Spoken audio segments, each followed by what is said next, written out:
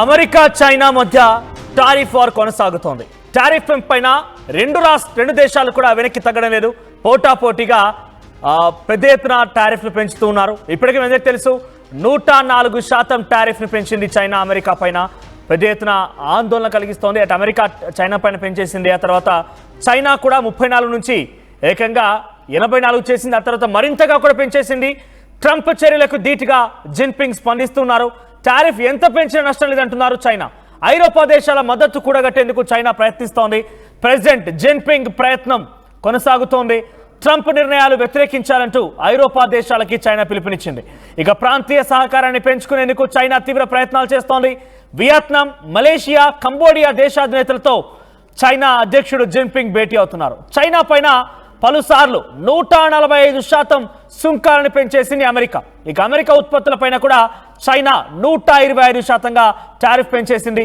తాజాగా China America tariff వార్తో పెద్ద ఎత్తున ధరలు కూడా పెరిగే అవకాశం కనబడుతోంది. ధరల పెరుగుదలతో రెండు దేశాలే కాదు ప్రపంచవ్యాప్తంగా అనేక దేశాలు కూడా తీవ్రమైనటువంటి ఇబ్బంది ఎదుర్కొనే అవకాశం కనబడుతోంది. పోటాపోటీగా ఇరు దేశాలు టారిఫ్ పెంచడంతో ఇటు చైనాని కాదనలేం, అటు అమెరికాని కూడా కాదనలేం. ఎందుకంటే ఇక్కడ చైనా నుంచి చాలా ప్రోడక్ట్స్, చాలా వరకు ఇతర బై ప్రోడక్ట్ అంటే ప్రోడక్ట్స్ సంబంధించి మనం తయారు చేయాలన్నా, ఎలక్ట్రానిక్ గూడ్స్ తయారు చేయాలన్నా, ఎలక్ట్రికల్ సంబంధించిన అంశాలు కానివ్వండి. ఉదాహరణకు మొబైల్ ఫోన్ తీసుకుంటే కనీసం మొబైల్ ఫోన్లో 1 లేదా 2 ఆ రకంగా ప్రతి పరికరం కూడా ఇక్కడ అసెంబ్లీ అయినప్పటికీ కొన్ని అక్కడి నుంచి మనం ఇంపోర్ట్ చేసుకొని వాటిని అసెంబ్లీ చేయాల్సి ఉంటుంది. అక్కడ అమెరికా ట్యాక్స్ పెంచుతోంది కాబట్టి చైనా దాని నుంచి విముక్తి కోసమో లేదంటే దాని నుంచి బయటపడడం కోసమో వాటిపైన కూడా రేపు టారిఫ్లు పెంచే అవకాశం అయితే కనబడుతోంది. చూద్దాం మరి ఏం జరుగుతుందో. దీనిపై మరిన్ని అప్డేట్స్ మా ప్రతినిధి రామ్దాస్ అందిస్తారు. రామ్దాస్, సో ఇరు దేశాలు కూడా పోటీ పడి మరి టారిఫ్లు పెంచుతున్నాయి. ఏకంగా చైనా పైన ఇటు అమెరికా 140%గా టారిఫ్ పెంచితే, అంటే ఒక ప్రోడక్ట్ ధర కనుక రూపాయి ఉంటే దానిపైన అదనంగా ఇంకా 145%గా చేయాల్సి ఉంటుంది. అంటే డబల్ అయినా, ఒక డబల్ కాదు, డబల్ కంటే ఎక్కువగా ఇంకా పెంచేసింది. ఇప్పుడు చైనా కూడా అదే స్థాయిలో రియాక్ట్ అవుతోంది. దీని ప్రభావం ప్రపంచ దేశాలపై ఎలా పడే అవకాశం ఉంది? ఈ వాణిజ్య యుద్ధం ఏ స్థాయికి వెళ్తుందోనన్న ఆందోళన అయితే వ్యక్తం అవుతుంది ఇప్పుడు ప్రపంచవ్యాప్తంగా. అయితే అమెరికా మాత్రం ఇది టారిఫ్ వార్ కాదంటుంది. విలేకరుల సమావేశంలో మాట్లాడుతున్నప్పుడు అమెరికన్ సంబంధించిన వ్యక్తి మనకి ఇది టారిఫ్ వార్ కాదంటున్నారు. ఇది అధ్యక్షుడు తీసుకున్న సొంత నిర్ణయంగా చెప్తున్నారు. అయితే అమెరికా వస్తువులపై అదనపు సుంకాలను 84% నుంచి 125%కి పెంచినట్లు చైనా కూడా ప్రకటించింది నిన్న శుక్రవారమే. తర్వాత అమెరికా చాలా అసాధారణంగా అధిక సుంకాలు విధించడం, అంతర్జాతీయ ఆర్థిక వాణిజ్య నిబంధనలు, ప్రాథమిక ఆర్థిక చట్టాలు, కామన్ సెన్స్ తీవ్రంగా ఉల్లంఘిస్తుందంటూ ఇది పూర్తిగా ఏకపక్ష బెదిరింపు, బలవంతం అంటూ చైనా ఆర్థిక మంత్రిత్వ శాఖ అంటే ఎత్తుంటుంది. బట్ ఒక్కటి మాత్రం నిజం, ఇక్కడ ఏంటంటే నిజంగా ట్రంప్ ప్రపంచ ఆర్థిక వ్యవస్థని గడగడలాడిస్తున్నాడు, ప్రపంచ ఆర్థిక వ్యవస్థతో ఆటలాడుతున్నాడనే అంశం మనకి ఇక్కడ తేటతెల్లమవుతుంది. ఎందుకంటే స్టాక్ మార్కెట్లు మొన్నటి వరకు కూడా అతలాకుతలమైనవి. పూర్తిగా అంటే యూరోపియన్ మార్కెట్ కావచ్చు, ఏషియన్ మార్కెట్లు అన్ని కూడా పూర్తిగా కొంత మందగమనంలో వెళ్ళి మళ్ళీ 90 రోజుల పాటు దాన్ని సుంకాలు నిలిపేసినట్టు చెప్పడంతో మళ్ళీ కొంత పుంజుకున్న పరిస్థితి. కానీ ఇక్కడ చైనాను మినహాయించారు. చైనా అమెరికా మధ్య జరుగుతున్న టారిఫ్ వారు ప్రపంచ వాణిజ్యం మీద ఎలాంటి పరిస్థితులకు దారితీస్తుందనేది మనం ఒక్కసారి ఆలోచిస్తే కనుక ఖచ్చితంగా చైనా ప్రయోజనాలకు సంబంధించి చాలా ఖచ్చితంగా ఉంటున్నారు. చైనీలు నిజంగా మనం అనుకుంటున్నట్టుగా అమెరికా ఇస్తున్నటువంటి హెచ్చరిక ధోరణి, లేదంటే వాళ్ళు అంటున్నట్టుగా ఏకపక్ష పన్నులు, ఇవన్నీ కూడా నిజంగా చైనా అంత ఈజీగా లొంగుతుందంటే ఇక్కడ మనం దాన్ని ఖచ్చితంగా చెప్పలేము. ఎందుకంటే చైనా చాలా దృఢంగా ఉంటది, ఖచ్చితంగా ప్రతీకార చర్యలు తీసుకుంటుంది. మనకి ఇక్కడ కనబడుతుంది.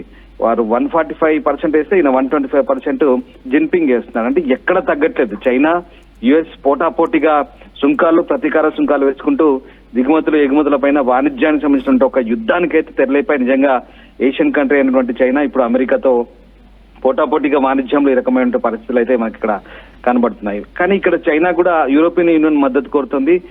ముఖ్యంగా అమెరికా ఏకపక్ష బెదిరింపులను ఎదిరించడానికి బీజింగ్ తో చేతులు కలపాలంటూ చైనా అధ్యక్షుడు యూరోపియన్ యూనియన్ కోరుతున్నారు. అంతర్జాతీయ బాధ్యతలు నిర్వర్తించాలి, మీరు ఈ వాణిజ్యం ఈ అతలాకుతలం కాకుండా అమెరికాను కట్టడి చేయాలంటే EU మాతో కలిసి రావాలంటూ చైనా కోరుతుంది. ద సేమ్ టైం చైనా రాయబారి కూడా ఢిల్లీలో ఒక స్టేట్మెంట్ ఇచ్చాడు, భారత్ కూడా మాతో కలిసి రావాలి. అంటే భారత్ కు చైనాకు ఎలాంటి కొన్ని భేదాభిప్రాయాలు, సరిహద్దు ఇష్యూస్ ఉన్నప్పటికీ కూడా ఇండియా తమతో కలిసి వస్తే కనుక వాణిజ్యంలో అద్భుతాలు చేయొచ్చు. నిజంగా చైనా భారత్ కలిస్తే కనుక అదొక అద్భుతంగా ఉంటుందంటే ఆయన స్టేట్మెంట్ ఇచ్చాడు. కానీ భారత్ ఆ విషయంపై పెద్దగా స్పందించే పరిస్థితి కనబడలేదు.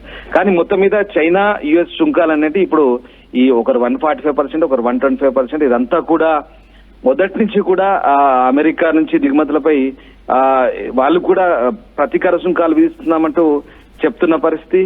ఇక్కడ పోటాపోటీగా అంటే ఒక చైనా మినహాని ఎందుకు చైనాను మినహాయిస్తున్నారంటే చైనాని ఏ రకంగానైనా వాణిజ్యంలో దెబ్బతీయాలనే అమెరికా ఏకైక ఉద్దేశంతో ఇక్కడ మనకు కనబడుతుంది. కానీ ఏం జరుగుతుంది మరి? చర్చలకు సిద్ధమవుతారా? ట్రంప్ సుంకాలకు ప్రతిస్పందనగా చివరి వరకు పోరాడతామంటూ చైనా చెప్తుంది. అదే సమయంలో అమెరికాతో చర్చలకు కూడా సంసిద్ధ వ్యక్తం చేస్తుంది. కొన్ని ప్రభుత్వ రంగ సంస్థల ఈక్విటీలు అలాగే ఎక్స్చేంజ్ ట్రేడెడ్ ఫండ్లను కూడా కొనుగోలు చేయడంతో స్టాక్స్ ను ఊతమిచ్చే ప్రయత్నాలు కూడా చేస్తుంది. సో చైనీస్ ఈక్విటీస్ ఈ ద్వైపాక్షిక బయలాటరల్ రిలేషన్స్ ఏ రకంగా మరోవైపు ఐరోపా దేశాల యొక్క మద్దతు కూడా కూడగట్టే ప్రయత్నం చేస్తోంది చైనా. వారితో టారిఫ్ల విషయంలో కూడా అమెరికాను ఎదుర్కొనేందుకు కొంత సమాలోచనలు చేస్తోంది. అంటే ఎలా ఉండబోతోంది? ఐరోపా దేశాలు కూడా చైనాతో ఏకమైతే రేపటి రోజున వాణిజ్యపరంగా ప్రపంచ దేశాల్లో ఎటువంటి సుంకాలు పెరిగే అవకాశం ఉంది? అసలు ట్రేడ్ అనేది పూర్తిగా కూడా దెబ్బతినే అవకాశం ఎక్కువ కనబడుతుంది. ఎందుకంటే పరస్పరంగా అంగీకారంతోని మా దగ్గర ఎక్కువ కనుక ప్రోడక్ట్స్ ఉన్నాయి. అట్లా అంటే ఈ ట్రేడ్ అనేది చాలా ఫ్రెండ్లీ రిలేషన్షిప్తో కాకుండా పగలు ప్రతీకారాలు టారిఫ్లు మా దేశానికి ఏంటనే ఒక ఆలోచన కనుక అందరిలో స్టార్ట్ అయితే ఏంటి నెక్స్ట్ పరిస్థితి? అంటే ఇప్పుడు అమెరికా చైనా టారిఫ్ పోర్ ఒకసారి మనం గమనిస్తే కనుక అమెరికా దుందుడు చర్యలు అయితే ఖచ్చితంగా ఎదుర్కొంటామంటూ చైనా చెప్తున్నప్పటికీ కూడా ఇది అవాస్తవ రీతిలో చాలా దారుణంగా ప్రపంచ ఆర్థిక చరిత్రలోనే ఒక నవ్వులాటగా ఈ వ్యవహారం అంతా నిలిచిపోతుందంటే ప్రస్తుతం అదే పరిస్థితి కనబడుతుంది. ఎందుకంటే టారిఫ్లను భరిస్తూ ఆ దేశ దిగుమతులను చైనా మార్కెట్ లోకి అనుమతించడం ఇప్పటికే ఒక రకంగా అసాధ్యంగా మారిపోయింది. కాబట్టి అమెరికా టారిఫ్లు పెంచేసినా తాము మాత్రం ఆ దేశంపై అదనపు సుంకాలకు సంబంధించి ఏ రకంగా నిర్ణయం తీసుకోబోతామని మాత్రం చైనా చాలా జాగ్రత్తగా అడుగువేస్తుంది. చాలా ధీటుగా ఎదుర్కొంటున్న పరిస్థితి. వాణిజ్య యుద్ధాల్లో ఎవరు విజేతలు కారు, ఇక్కడ ఎవరికి వారే సాటి అంటూ చైనా అభిప్రాయపడుతున్న పరిస్థితి. అందుకే టారిఫ్ల విషయంలో అమెరికాతో చర్చలకు ఇప్పటికి కూడా తాము సిద్ధంగా ఉంటామని చెప్తాం. మనం అనుకుంటున్నట్టుగా ఇది వరల్డ్ ట్రేడ్ వార్ దారి తీస్తుందా? మిగతా దేశాల పరిస్థితి ఏంటి అంటే కనుక చైనా కొంత ఇప్పటివరకైతే తగ్గిన పరిస్థితి కనబడుతుంది. కానీ ఇక్కడ మనకు అర్థమవుతున్న అంశం ఏంటంటే చర్చలకైతే సిద్ధం అంటుంది. ఇప్పటికి కూడా తమ వైపు నుంచి తలుపులు తెరిచి ఉన్నాయి. చర్చలు సంప్రదింపుల ద్వారా ఏవైనా భేదాభిప్రాయాలు ఉంటే పరిష్కరించుకుందామని చెప్తుంది. సమానత్వం పరస్పర విశ్వాసం ప్రాతిపదికన ఇవి జరగాలంటూ చైనా చెప్తుంది. సో ట్రంప్ టారిఫ్లను అమెరికా ప్రజలే విమర్శిస్తున్నారంటూ చైనీయులు చెప్తున్నారు. భారత్ సహా ఇతర దేశాలపై ప్రకటించిన ప్రతీకార సుంకాలు అయితే ఇప్పుడు దాదాపు 90 రోజుల పాటు పక్కన పెట్టారు. కానీ చైనా సంబంధించి మాత్రం 125% పెంచుతూ తీసుకున్న నిర్ణయాలు. చైనా పెంచి 125, వాళ్ళు 145 పెంచారు. సో ఈ రకంగా ఇటు వైట్ హౌస్ ఇటు వాషింగ్టన్ నుంచి అటు బీజింగ్ నుంచి ఇదంతా కూడా ఒక్కరిగా ఏ రకంగా ఉంటుందంటే ఇవన్నీ కూడా ఈ పట్టు విడవట్లేదు. మరి మనం ఇందాక అనుకున్నట్టుగా స్పెయిన్ ప్రధానితో కూడా జిన్పింగ్ భేటీ అయ్యారు. ఇక్కడ యూరోపియన్ యూనియన్ సపోర్ట్ అడుగుతున్నారు. యూరోపియన్ యూనియన్ తమతో కలిసి రావాలంటున్నారు. ఇది అంతర్జాతీయ బాధ్యత, ఇంటర్నేషనల్ రెస్పాన్సిబిలిటీ అంటున్నారు. అందరం కలిసి జాయింట్ గా మనం అమెరికాకు ఈ పరిస్థితి ఏంటో వివరించాలి, స్వేచ్ఛాయుత వాణిజ్యాన్ని కాపాడాలి, ఆ వాతావరణాన్ని కాపాడాలి, అంతర్జాతీయ సమాజానికి ఇది మేలు చేస్తుంది. చైనా ఎప్పుడు ఇతరుల దయపై ఆధారపడలేదు. 70 ఏళ్లుగా మేము స్వయంగా మా కష్టాన్ని నమ్ముకున్నామంటే జిన్పింగ్ చెప్తున్నారు. కానీ అమెరికాకు వచ్చే చైనా గూడ్స్ వల్ల చాలా రకంగా అంటే మన భాషలో చెప్పాలంటే చాలా అగ్గువ. అంటే ఈ వస్తువులన్నీ కూడా అక్కడ అమెరికా మార్కెట్ ముంచెత్తున్న పరిస్థితి. కానీ సుంకాలు లేకపోవడము, దాంతో విపరీతమైనటువంటి అక్కడ పోటీతత్వం పెరిగి తయారీ రంగం మీద ఎఫెక్ట్ పడుతుంది. అదంతా కూడా తిరిగి మళ్ళీ అమెరికాను ఏ రకంగానైనా అమెరికా మేక్ అగైన్ ఫస్ట్ అనే సిద్ధాంతానికి చాలా వ్యతిరేకం. కాబట్టి ఇక్కడ ట్రంప్ చాలా జాగ్రత్తగా వ్యవహరిస్తున్నాడు. ఇక్కడ వచ్చేసి ఇక్కడ ఒక మైండ్ గేమ్ అనుకోవాలి మనం. ఎందుకంటే మిగతా దేశాల మీద తీసేసి అదంతా కూడా కేవలం చైనా పైన ఎందుకింత కక్ష అనే ధోరణిలో కూడా మనకు సాధారణంగా వచ్చే ఆలోచనలే.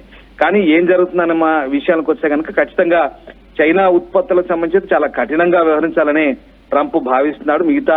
మిగతా దేశాలకు సంబంధించినటువంటి సుంకాలను అయితే పక్కన పెట్టి ఎందుకు టార్గెట్ చేశారంటే ముఖ్యంగా ఈ ట్రేడ్ వార్ అంశానికి సంబంధించి డి అంటే డి ఎందుకు అనుకుంటున్నారంటే కనుక చైనాకు సంబంధించినటువంటి వ్యవహార శైలి ఇక్కడ తాజాగా అమెరికాకు ఇబ్బందికరంగా కనిపిస్తోంది. చైనా ముఖ్యంగా తయారీ రంగం కావచ్చు, చైనా మార్కెట్ చేసే విధానం కావచ్చు, అమెరికాకు మింగుడు పడడం లేదు. ఆ రకంగా సుంకాలు విధిస్తేనే చైనాను కట్టడి చేయొచ్చు అనే ఆలోచనలో కనబడుతుంది. సో ఇక్కడ వాణిజ్య లోటు కూడా ముఖ్యంగా మనం పరిగణలోకి తీసుకుంటే చైనా నుంచి వచ్చేటువంటి దిగుమతులు అమెరికా వాణిజ్య లోటుతో పోలిస్తే చాలా తక్కువగా ఉంటుంది కాబట్టి ఆ లోటును అధిగమించడానికి ట్రంప్ చైనాపై తాజాగా సుంకాలు విధించినట్టు కనిపిస్తుంది.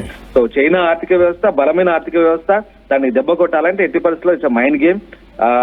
భారత్ కూడా చాలా బలమైన వ్యవస్థ. మనకు ఒక విషయం చెప్పాలి, ఇక్కడ మనం భారత్ గురించి కూడా చెప్పుకోవాలి. చివరిగా భారత్ పై కూడా సుంకాలు విధించారు.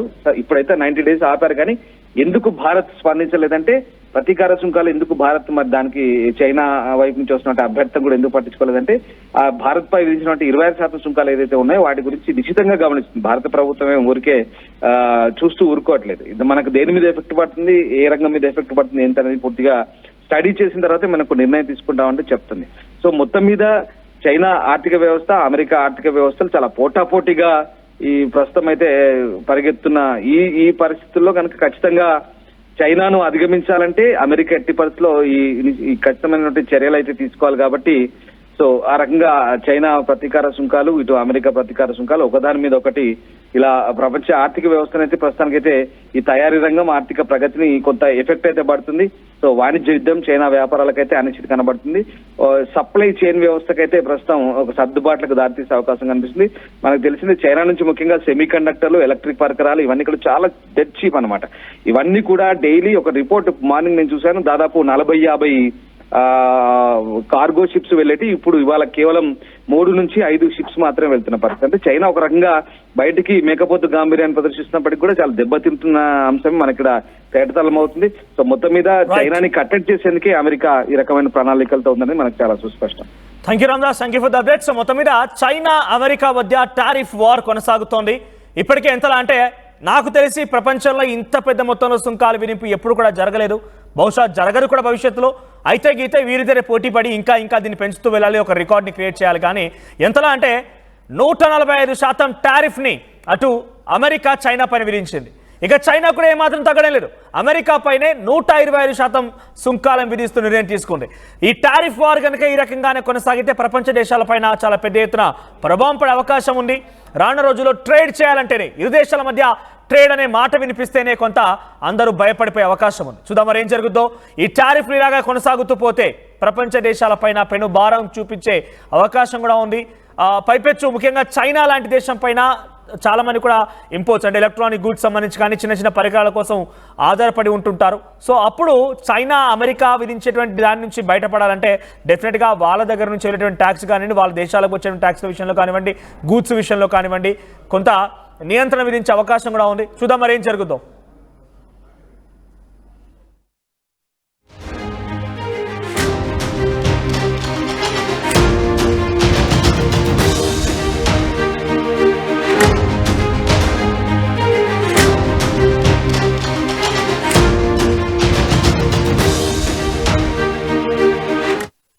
ఆర్టీవీ యాప్ వార్తల్ని క్షణాల్లో చదివే అవకాశం ఉంటుంది. ఒక న్యూస్ పేపర్, ఒక టెలివిజన్ ఛానల్ మీ చేతుల్లో ఎప్పుడూ ఉంటాయి.